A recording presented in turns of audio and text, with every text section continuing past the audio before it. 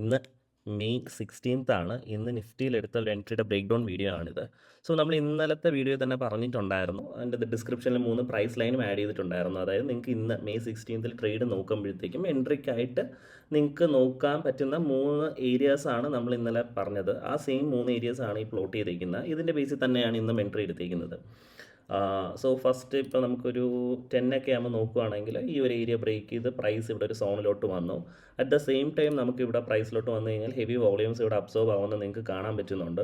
Almost നമുക്ക് ഒരു 25K orders ഒക്കെ വന്നിട്ടും നമുക്കിവിടെ അബ്സോർബ് ആയി പോകുന്നത് നമുക്കിവിടെ കാണാൻ പറ്റുന്നുണ്ട്.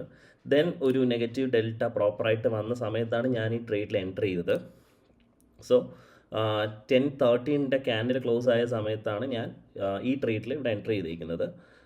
എൻ്റെ ടാർഗറ്റ് എന്ന് പറയുന്നത് ഫസ്റ്റ് ടാർഗറ്റ് ഇതും സെക്കൻഡ് ടാർഗറ്റ് എന്ന് പറയുന്നതും ഇതുമായിരുന്നു. സോ ഇവിടെ പ്രോപ്പറായിട്ട് ക്യാൻഡിൽ ബ്രേക്കായി പോകുന്നുണ്ട്, നല്ല രീതിയിൽ അവിടെ വോളിയം പമ്പ് ചെയ്യുന്നുണ്ട്, ഇതെല്ലാം നമുക്കിവിടെ കാണാൻ പറ്റുന്നുണ്ട്. സോ ഞാൻ എന്ത് ചെയ്തു, നെക്സ്റ്റ് ടാർഗറ്റിൽ വന്നു. ഈ ഒരു പോയിൻ്റ് ആയപ്പോഴത്തേക്ക് ഈ ഒരു ഏരിയ എത്തിയപ്പോഴത്തേക്കും ഞാനിവിടെ എക്സിറ്റ് ചെയ്തു.